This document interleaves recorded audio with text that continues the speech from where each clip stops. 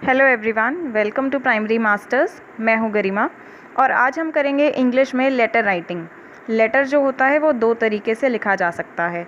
जैसे आपको सामने भी दिख रहा होगा कि लेटर हम इनफॉर्मल तरीके से भी लिख सकते हैं और फॉर्मल तरीके से भी लिख सकते हैं, लेकिन दोनों लेटर्स अलग अलग तरह के लोगों को भेजे जाते हैं। जैसे जो इनफॉर्मल लेटर होता है वो हम भेजते हैं उन लोगों को जिनके साथ हमें कोई फॉर्मेलिटी करने की ज़रूरत नहीं होती, जैसे हमारे फैमिली मेम्बर्स, हमारे कज़न, हमारे फ्रेंड्स, रिलेटिव्स, ये सब।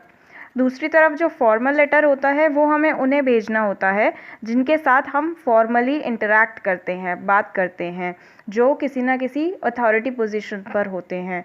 जैसे हमारे ऑफिसर्स होते हैं, या हम कहीं जॉब कर रहे हैं तो हमारे बॉस, या अगर हम स्टूडेंट हैं तो स्कूल में हमारे टीचर या प्रिंसिपल को जब हमें कोई एप्लीकेशन लिखनी होती है तो वो भी फॉर्मल लेटर कहलाता है। दोनों ही फॉर्मल और इनफॉर्मल लेटर अलग अलग तरीके से लिखे जाते हैं। दोनों के अलग अलग फॉर्मेट होते हैं, लिखने का तरीका अलग होता है। जैसे अगर हम बात करें सबसे पहले इनफॉर्मल लेटर की, तो इनफॉर्मल लेटर जैसे हमने डिस्कस किया वो हम अपने फ्रेंड्स को भी लिख सकते हैं। तो इसका जो फॉर्मेट है वो हम एक एग्जाम्पल लेकर समझेंगे। तो एक एग्जाम्पल हम यहाँ ले लेते हैं। जैसे यहाँ लिखा है, write a letter to your friend wishing him और हर हैप्पी बर्थडे। अब आपको एक लेटर लिखना है अगर अपने एक फ्रेंड को, उसको हैप्पी बर्थडे विश करते हुए, तो ये एक इनफॉर्मल लेटर हुआ क्योंकि हम ये अपने फ्रेंड को लिख रहे हैं। तो इसको लिखने का फॉर्मेट जो होगा वो इस तरीके से होगा। आपको सबसे पहले अपना एड्रेस लिखना होगा, यानी कि सबसे पहले हम एड्रेस लिखते हैं सेंडर का, जो सेंड कर रहा है ये लेटर। अगर आप ये लेटर किसी एग्ज़ाम में लिख रहे हैं तो आपको वहाँ पर अपना ओरिजिनल एड्रेस लिखने की ज़रूरत नहीं होती है। आप वहाँ पर सीधा एग्ज़ामिनेशन हॉल लिख सकते हैं। उसके नीचे हम लिखते हैं वो एग्ज़ामिनेशन हॉल या आपका घर कहाँ है। तो शाहजहांपुर, उत्तर प्रदेश, मैंने एक एग्जाम्पल लिया है। तो ये हम सेंडर का एड्रेस लिखते हैं सबसे पहले, फिर एक लाइन छोड़कर डेट लिखी जाती है।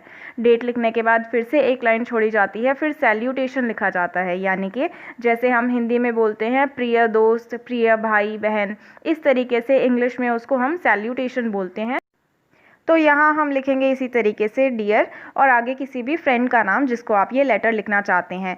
फॉर एग्जांपल मैंने यहाँ नाम लिया है शीतल, तो मैंने लिखा डियर शीतल। उसी के जस्ट नीचे से हम अपना लेटर जो है लिखना शुरू करेंगे। लेटर का जो मेन कंटेंट है वो हम 3 पैराग्राफ्स में लिखते हैं, जिसमें फर्स्ट पैराग्राफ होता है इंट्रोडक्टरी पैराग्राफ, जिसमें हम इस तरीके से बोलते हैं हिंदी में कि मैं यहाँ ठीक हूँ, उम्मीद करती हूँ कि तुम वहाँ अच्छी होंगी। इसको मैंने इंग्लिश में लिखा है, I am good here and hope the same for you.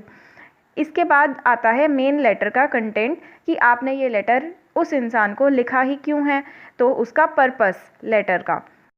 इसमें हम इस तरीके से लिख सकते हैं, we used to meet on our birthdays but since during the time of COVID-19 we have to maintain physical distance, so I am wishing you a very happy birthday through this letter, may you live a long happy and healthy life. जो ये second paragraph है इसमें हमने ये कहा कि क्योंकि हम हर बर्थडे पर मिलते थे लेकिन इस बार COVID-19 की वजह से नहीं मिल पा रहे हैं, इसलिए मैं लेटर के थ्रू तुम्हें हैप्पी बर्थडे विश कर रही हूँ। इसी तरीके से आपको जो भी अपने उस फ्रेंड के बारे में लिखना है वो आप इस पैराग्राफ में लिख सकते हैं। लास्ट पैराग्राफ इसका होता है कंक्लूजन का। तो कंक्लूड हम इस तरीके से करते हैं, give my regards to all the family members, we will meet soon, take care. यानी घर में सभी मेंबर्स को मेरा प्यार देना, हम जल्द ही मिलेंगे, अपना ध्यान रखना। तो इस तरीके से हमारा जो मेन कंटेंट है लेटर का वो कंप्लीट होता है। लेकिन लेटर के स्टार्टिंग में जिस तरीके से एक फॉर्मेट होता है, इसी तरीके से लेटर जहां हम ख़त्म करेंगे वहां पे भी एक छोटा सा फॉर्मेट बाकी है। जैसे आपको यहाँ दिख रहा होगा, मैंने लिखा हुआ है योर्स लविंगली फ्रेंड, नीचे लिखा है अपना नाम गरिमा।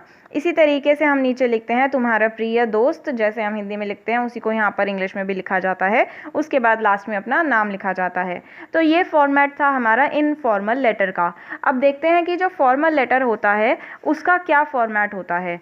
तो इसको भी हम एक एग्जाम्पल के थ्रू ही समझेंगे। जैसे आपको ऊपर क्वेश्चन दिख रहा होगा, write a letter to the principal asking him for permission of 2 days leave. यानी हम प्रिंसिपल को एक यहाँ लेटर लिखेंगे कि हमें 2 दिन की छुट्टी की परमिशन चाहिए। इसके फॉर्मेट को हम डायरेक्टली वहाँ से शुरू करते हैं जिसको हम लेटर लिख रहे हैं, यानी कि प्रिंसिपल। पहले इसमें टू द प्रिंसिपल से स्टार्ट करते थे, लेकिन अब फॉर्मेट चेंज हो गया है। अब डायरेक्टली हम लिखते हैं प्रिंसिपल, फिर हम लिखेंगे जिस स्कूल के वो प्रिंसिपल हैं उस स्कूल का नाम।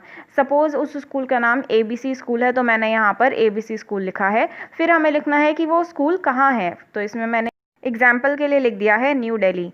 तो सबसे पहले प्रिंसिपल, फिर कौन से स्कूल का प्रिंसिपल है, स्कूल का नाम, फिर स्कूल का एड्रेस, फिर एक लाइन छोड़ के हम डेट लिखते हैं। डेट लिखने के बाद फिर से एक लाइन छोड़ के हम सब्जेक्ट लिखते हैं। सब्जेक्ट में हम एक सिंगल लाइन में ये बताते हैं कि हमारी ये एप्लीकेशन किस चीज़ से रिलेटेड है। ये हम इसलिए लिखते हैं कि हो सकता है जिसको हम एप्लीकेशन लिख रहे हों वो बहुत बिजी इंसान हो, तो वो हो सकता है आपका लेटर पढ़े या ना पढ़े, इसके लिए वो डायरेक्ट सब्जेक्ट में देखेगा कि ये लेटर उसके काम का है भी या नहीं।